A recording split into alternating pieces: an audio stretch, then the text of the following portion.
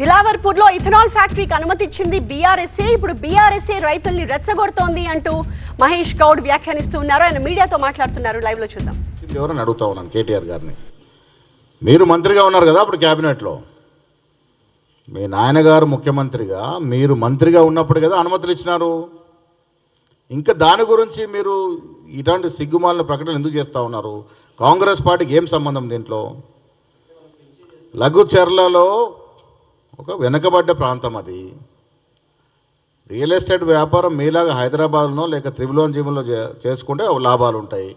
వెనుకబడ్డ ప్రాంతము, ముఖ్యమంత్రి గారు ప్రాతినిధ్యం వహిస్తున్న నియోజకవర్గము, బీదవారికి ఉద్యోగాలు రావాలని అక్కడ ఇండస్ట్రియల్ పార్క్ వస్తూ ఉంది.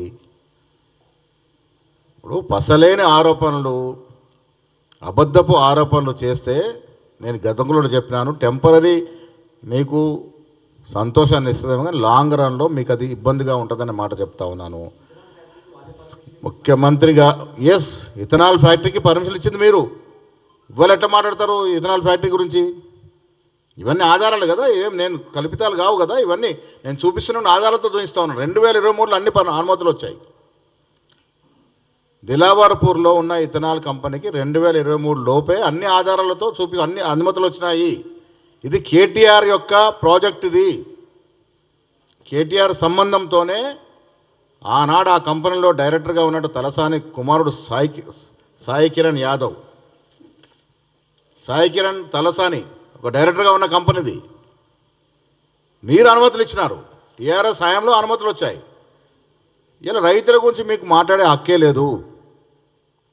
అన్ని రకాలుగా ముంచారు రైతుల్ని.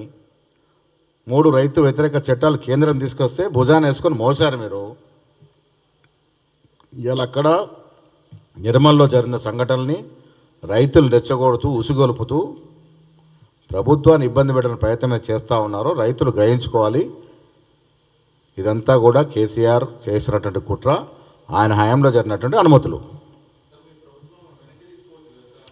డెఫినెట్గా అక్కడనట్టు పూర్వాపరాలు పరిశీలించి, ఆ కంపెనీ పూర్వాపరాలు పరిశీలించి రివ్యూ చేయడం జరుగుతుంది. Thank you.